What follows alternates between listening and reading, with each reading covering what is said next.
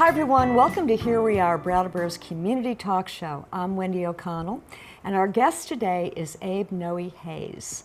Abe is the co-founder and research director of Rich Earth Institute, an innovative nonprofit here in Brattleboro that advances and develops the use of human waste as a resource.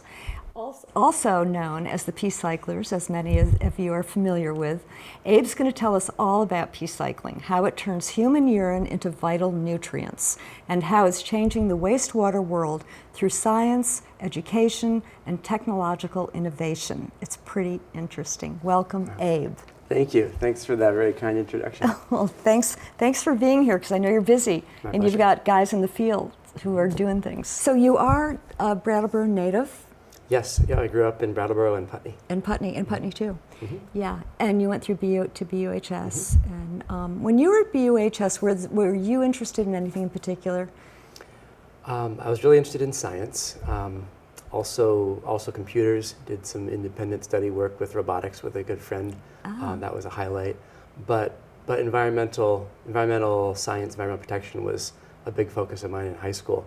That's kind of when it started, I guess, and that's pretty relevant to where I am now. Yeah, very relevant. So this is back in the 90s. Yeah. So many things have changed since then, right? Yeah, but we knew about global warming. That was a thing then, and did. Here we still are. Yeah. You went to the College of the Atlantic. Yes. Which is also in keeping with the things you were interested in.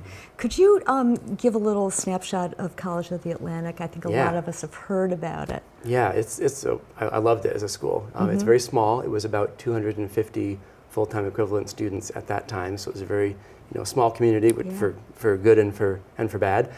But I loved that, and it was human ecology is the one major they offer undergrad, and that can mean a lot of things. Liberal arts, so it can be about humans and their built environment. It can be about the behaviors of woodpeckers, and you're studying really minute science. I took it to be about food systems, agricultural systems, and that's what led me to human waste as a resource, was realizing that there were all these plant nutrients that we were wasting, and that's kind of how I got on that. But I only got there because you got to just follow your interest. As long as your interest had something to do with this broad notion of human ecology, you could pick through humanities and philosophy and science and computer algorithms and whatever it was, and then end up, for me, building this high temperature composting toilet with computer gizmos and temperature probes and stuff that really kind of took me directly to composting toilet design when I graduated. But I never would have gotten there in a holistic way unless I'd been in a place where I could be exploring all these notions with guidance from people kind of giving you an idea of, well, here's how these factors are happening in the world, and think about these things, think about those things. You got to do whatever you were passionate about within whatever they offered. But you weren't confined in a major having to just knock out the requirements. Right. So you graduated early 2000s from there, and I know that Rich Earth Institute, it was like early 2012. I don't know what we call that decade now. Yeah. Don't have a good name. The teens. Yeah. So there's a lot of space in between there. What were you doing? That gap in my resume. So I did a few things.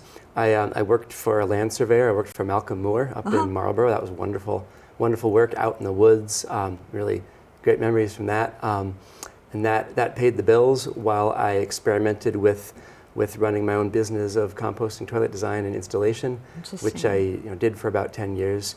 Developed my own line of composting toilets, but I was frustrated by the fact that there was no legal way to take the products of those composting toilets and use them safely to grow food or to be in agriculture. And that frustration is what really pushed me to let's have an institute, let's demonstrate something, let's be very public about it and do all the back end research so that those sorts of systems like composting toilets or other systems could be more accepted.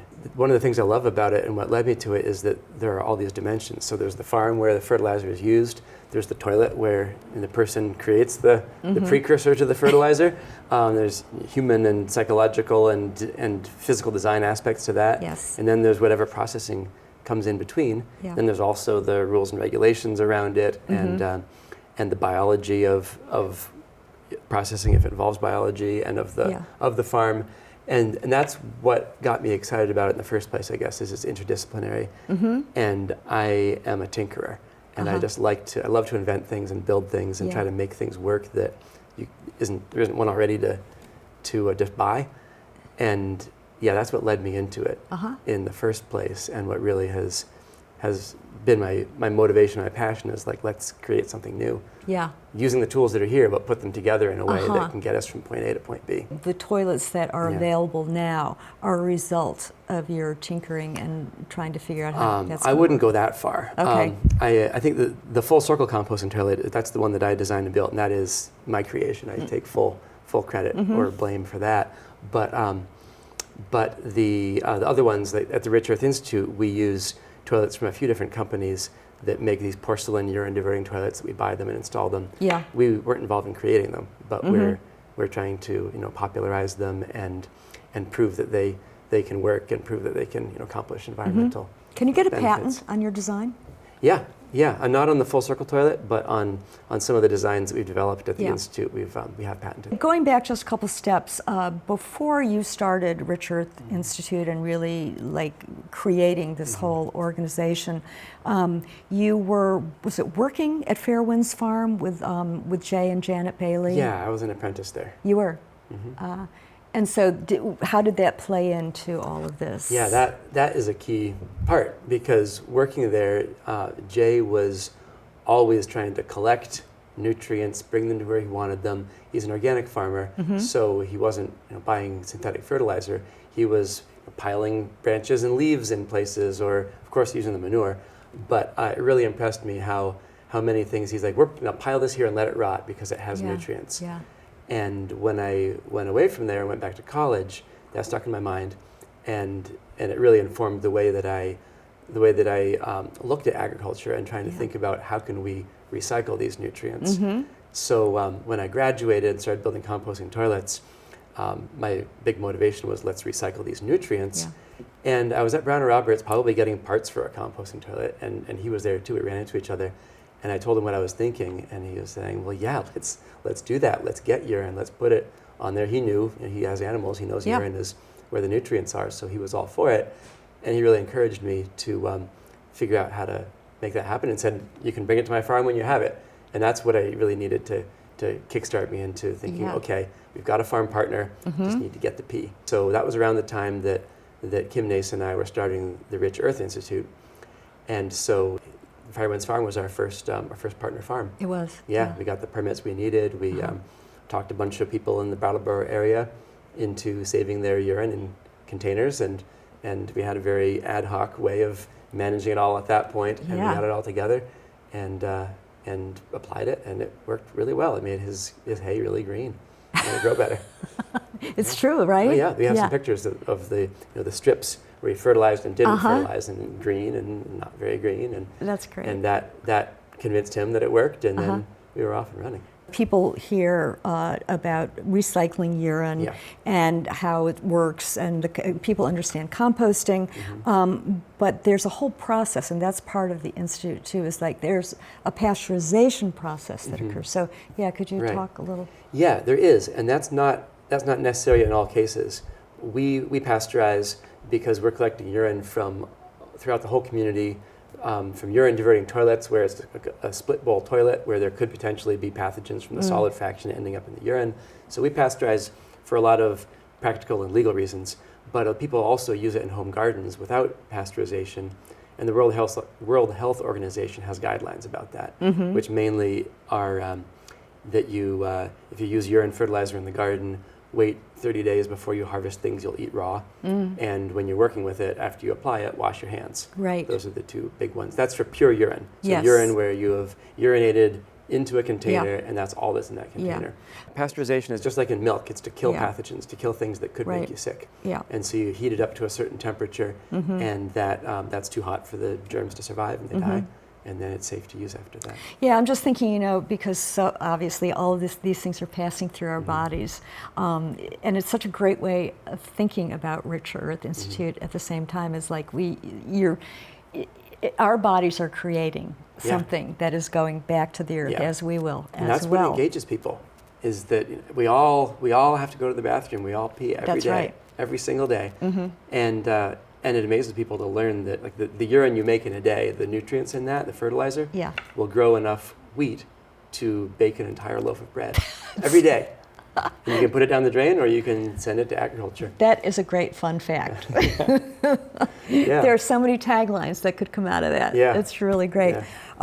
So you folks were also the first community-scale urine recycling program. In the U.S. In the U.S., Other nations are a bit ahead of us on that. Well, there have been projects in Sweden since the 90s, and also I think there are a lot of projects you don't hear about because they're not trying to get publicity. They're just people are collecting urine and using it. And I think that there are also some great programs in Africa, in various countries in Africa, where people are using it on subsistence farms or small-scale farms. But in the U.S., we were the first. Facts that are involved in this is our Connecticut River watershed, and knowing that pretty much everything ends up in there in one form or another. So it's bringing that, reducing the nutrient pollution that occurs downstream too. So there's that bigger picture as well. Yeah, there is, and it's when you step back and just think about how we do sanitation without trying to just shed the idea that, well, of course it's how we do it, just come to it fresh. It's kind of shocking that we take fresh water, drinkable water, we combine our human waste with that water, every other water, flush it down the toilet, down the drain, it goes to our septic system or to a wastewater plant, where we do as much as we can to try to clean that back up, and then with a septic system we inject that into the groundwater, or the wastewater plant, we send it into the river. And we can't get everything back out, so some of it is still getting through. And then on the other side of it, our farms need fertilizer, because when you grow a crop, you grow corn, harvest the corn, a lot of nitrogen, potassium, phosphorus, other nutrients are in that corn that you send off that we eat. Then those nutrients, they go through our body, our bodies use them, rearrange them, then we eliminate those. They end up in the water, then they end up in the environment. But if we can instead loop that back around, do what we need to make it a safe process, sanitize it, those nutrients can then go right back to farms. We don't have to use that synthetic fertilizer, that import. We can just use what our bodies created, and then it becomes a cycle. Literally a cycle. I mean, I'm thinking... it's a nutrient cycle. I'm thinking, of talking to elementary school kids about this. And, it's like a unit they could do in science in schools. And it would make so much sense, that kind of information. And if you're a teacher, we can do that for you. We have a communications specialist who goes to schools and makes that connection with kids. She has a whole presentation. She has them draw pictures. She has them visualize these things. It's very engaging. So for the audience, we will have the information at the end of the show of people, of getting in touch with Rich Earth Institute for that and many other things as well. Brightwater Tools. You are the guy behind Brightwater Tools, which is an offshoot of Rich Earth Institute? I'm the Chief Technology Officer of that. So there's other principals, but I'm the CTO. And that is a spin-off of the Rich Earth Institute. So I think we started to spin it off in 2019 and 2000. Don't quote me. I mean, here I am saying it on TV. I think that's right. But we spun that off. We got a grant from the National Science Foundation through the Small Business Innovative Research Program, which supports small startups, to pursue the idea of an on-site urine treatment system. So a building could have all the urine draining to a tank in the basement, and then we provide a processor that transforms that into a concentrated, sanitized, purified fertilizer that can then be used on site or can be collected and distributed to farms. And would it still be in liquid form? Yes. It would be. But concentrated liquid form. Those are several steps. So the concentration step uses freeze concentration. And that's the principle that if you have anything that's dissolved in water and you partially freeze that water, all the ice that forms is pure water crystal ice. There's nothing in that ice crystal. And then all the things that were dissolved in the water are still in the part of the water that's liquid, which means you can then drain that out and have all the stuff you wanted from the liquid in that concentrate, and then a bunch of water ice still left in the freeze concentrator. Then you can melt that, drain that out separately. You've separated water from the fertilizer. Interesting. If you do it a few times, then you can get up to a factor of 10 or beyond concentration. Is this the part that you really enjoy, or one of the things that you really enjoy? Yeah, it's the inventing part. I love that, experimentation, invention. Yeah. Yeah, but it's not a new idea. Like I was exposed to this, I think, first through maple sugaring, because people who collect in buckets know that if you have ice in the top of the bucket in the morning, you can pull that ice out, drain it, throw it away, and you're just throwing away water. You don't have to boil that water off. Right. You just pulled it out and thrown it away. And so that's pretty old-timey knowledge, but we're trying to apply it to a new product. It's great because it's so Vermont, Yeah. As well. Yep. You grew up, Yep. not only knowing that, but it was in your bones, seeing that happening. And what's the ratio? There's like 40. Oh yeah, 30 or 40 gallons of water. 40 to 1, I think. Gallon of maple syrup. Yeah. You folks have done a lot of collaborating, and Yes. you have. Is it an annual Rich Earth Summit that you have? Very cool thing. That's one of the highlights of the year is that summit, because it brings in researchers and practitioners and regulators from all over the world. Like all the permanently populated continents have always attend. I'm sure Antarctica will show up eventually because they have urine in Antarctica. They have to haul away, so we have our eye on that. But that is an event. It's virtual and in person, so anyone in the world can come to it, or you can show up in person and meet all of us. Yeah. And it's just a multi-day event. It's a huge catalyst for forming relationships between researchers or other people who want to get together and work and idea exchange. This year, Cape Cod was really present at that because they're trying to solve a massive nitrogen pollution problem that they have with urine diversion. So a lot of folks came up for that. But yeah, every year this happens, and it's a big effort to put on and very, very gratifying because I think it's one of our biggest contributions to this movement globally is providing a central location that people can come and just talk about this one topic.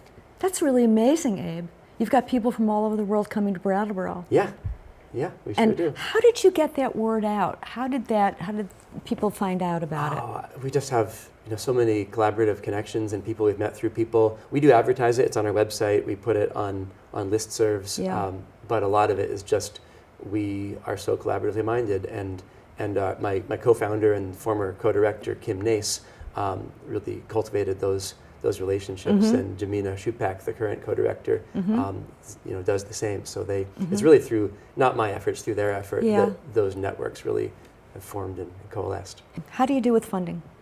Yeah, is it an ongoing? Oh yes, funding is always a perpetual process of looking for the next round, but it's diversified at the institute, so we get a lot of our funding from research grants. That's always been our primary source, which I think is appropriate because what we're trying to do is develop new knowledge and do research.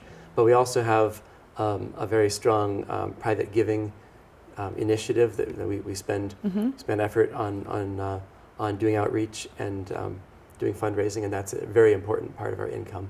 Mostly important because it's not earmarked for one specific project deliverable, which your hands are tied when you get a government grant, and there's so much that you have to do to keep an organization running that they don't let you spend the money on. So that's critical. And then we also have services we provide. We have composting portable toilets, urine diverting portable toilets that we rent out. We do consulting, and some of our educational offerings we are paid for. So yeah, there's a diversity, and that's really healthy because if we were just dependent on one stream, then it's a lot more precarious. Right. Do you see in the near future homes being built with these kinds of toilets in them? Yeah, I think Cape Cod is the most exciting place to look for that right now, because what's happening there is they've got a lot of houses on septic because they're not all in urban centers; they're throughout the landscape. And they have sandy soil, and the nitrogen and the phosphorus in that urine is going into the sandy soil and then into their freshwater ponds, their coastal ponds, and causing severe pollution, green water, dead fish, and they're required by the EPA to fix that. And diverting urine out of the wastewater stream is the most cost-effective way, pound for pound, to remove nitrogen and phosphorus. So we're supporting them as much as we can to make that a reality. It's the best example of a place where there is an immediate financial incentive to the town and to individual homeowners to put in this kind of system. Yeah. And that's the kind of place where people will, I think, adopt this soonest in a large scale. Yeah. People in Brattleboro have urine diverting toilets in their house because they think it's a good idea, but there's nobody in Brattleboro like who's being told by their municipality, Right. we want you to do this because we're in a crisis. Yeah. And Yeah. so places like that are where we're really seeing Yeah, soonest. that's interesting because you do have a small population that you can really kind of see what's happening. And the way that population swells in the summertime, I would think that the need for it is going to be tremendous. And plus the shorelines are getting a little eroded as well. Yeah. So a lot is changing down and there. that soil is so sandy it just can't hold anything in. It leaches, everything leaches out. There are a lot of challenges that you folks have, but it feels like your energy is really moving through those challenges, whether by the very nature of Rich Earth and you and everyone else who's working there seem really dedicated in that way. Yeah. Yeah, and I think it's actually an assumption in starting it was, this must be a hard thing to do, or it would be happening already. We're going to put in the work to figure out how to do it. Yeah. Figure out what pumping systems to use, what the regulations require of us, how we communicate things to people, like all these dimensions, so that we can have this package where when another community wants to do this, we can say, sure, we can help you. Here's this equipment, here's this information the regulators are going to want to see. Yeah. So we knew it was going to be hard, and the reason we did it was to figure out how to overcome the obstacles. Yeah. And I think that probably set us up to succeed better than if we'd gone into it thinking, oh, this is going to be great. We're going to be able to do this, and everyone's going to just cheer us on. Yeah. People have cheered us on, but that doesn't take away the fact that we just have to figure out how to satisfy regulations, how to actually handle and process. Yeah. Within the Rich Earth team, we have a really strong collaborative group of individuals with a lot of diverse experience. And then we also have collaborations with academics, like at the University of Michigan and Cornell University and others, and practitioners who are farmers or urine recyclers in other places. And through the education, through the technological transfer side of our work, we really have ended up making connections through a huge variety of of industry and environmental advocacy. And I don't even want to try to name them all because I'm going to forget a lot of them. Yeah. But that is one of the rich things about the work. Yeah. And I think part of the reason it happens is that this is a topic that by definition ties us all together, because everyone eats and everyone goes to the bathroom. Yeah. And that even though we don't, as a society, we don't talk about those things, but they're certainly a part of our experience and a part of living inside our bodies. Yeah. And so I think when there's an avenue for that to be a conversation that's not just like a potty talk conversation or talking about your ailments, but it's talking about, oh, here's how our bodies are feeding agriculture. That's right. People really light up around that and want to be part of it. Right. Right, and also understand it in a very organic way. I think that's one of the things that, you're dealing with chemistry, biology, psychology, and changing the culture, throughout all those things. Yeah. So it's, again, I think I see that as a big challenge, but also part and parcel of what's going on these days as well. Yeah. And so much of that has to do with coming back to our bodies and understanding that, we're part of this system. Yeah. We're part of all these systems. That's one of the things I love about people using urine in home gardens, is that you own the whole process at that point. Yeah, right. And it's also stunning what the fertilizer does, because if you don't grow with synthetic fertilizers, you just use compost, other organic things. Yeah. There's often not enough nitrogen in the soil, and urine has an abundance of nitrogen. And so I've seen on all kinds of plants how you mix it with some water, add it to the ground as a little fertilizer, and our flowers grow. Some of them grow 12 feet tall. The persicaria is immense, and everything is greener and bigger, and it'll make a believer out of anybody. That's so cool. There's power in this. Abe, is there historical precedence for this? Like, have you looked back into history and Yeah, there's a book from I think a century or more ago called The Farmers of 40 Centuries, talking about 4,000 years of history in Asia using human waste as fertilizer. Right. And I think some of that did even involve separating urine and feces and using the urine. We don't advocate returning to practices of ancient times, because there's also a lot of avenues for disease when you're reusing human waste. So our top priority is recycling this in a safe way that manages the pathogen risk and and breaks any disease cycle, so it's a safe fertilizer. Yeah, right. But yeah, people have known that human waste is a fertilizer Yeah. as long as they've been doing agriculture. So in your world, is there a future for feces? I love that. That's a good question, slogan. Yes, there is a future for feces, and the future is now. We actually we focused on urine because it was the best entry, because it's something that, for one thing, there's very little pathogen risk from urine, so it's safe to collect and handle and use, and people are much more willing to get that into a container and bring it to us. That's right. So that's easy, and it's where most of the nutrients are. But we also have nutrient recovering composting toilet rentals we bring out, and we collect with there's a dry bin, and people add a little wood shavings after they use the toilet. So that has feces, toilet paper, wood shavings, some urine. We collect that and then bring that to a composter that's licensed to manage human waste, and so that gets recycled into a compost. And that's what we're doing now. But we're also working on, and Brightwater is working on the concept of using vacuum flush toilets, which use only about a quart of water per flush to flush urine and feces into a liquid storage, where that liquid can get biologically processed into a very weak fertilizer. And then we can freeze concentrate that into a concentrated fertilizer. And that does unlock a lot of things when we bring all the human waste under one roof. Yes. Because then you've decoupled the toilet from your wastewater system, and you only have gray water, which can be treated more easily. It can be reused within the building or in irrigation. And so that's really part of our long-term vision of both organizations, is that we develop new ways. Composting toilets exist, and they're great for folks who want composting toilets, but having options for folks who still want a flush system, but that can protect the environment by keeping the nutrients and the pathogens contained, and then purify that for agriculture.